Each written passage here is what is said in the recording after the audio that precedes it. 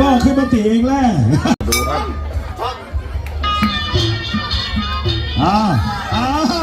วันนี้ลูกชิงโดนแน่นี่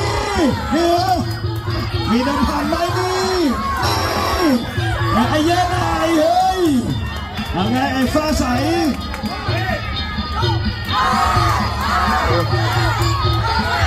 เอา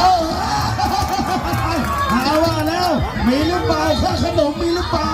นี่แน่แย่นายต่อยเฮ้ยเอาไทยกับเด็กเมียนมาแย่นายใหม่ทั้งคู่อย่าไปโก้บวยไอ้ฟ้าใสเอาให้ลูกเอาวุ้นเลยไอ้แย่นายสอกป้าว้ายป้าเอาแล้วไอ้ฟ้าใสเอายังไงเฮ้ยไอ้สุดหล่อเอายังไงเอาแล้วเอาแล้วนั่นลูกทิ้งแล้วก็ขึ้นมาตีเองแล้วแหวกไม่แหวกครับว้ามันใหม่อยู่ฝากไว้ก่อนไม่ไหวก็พอไอ้แย่นายชนะเว้ย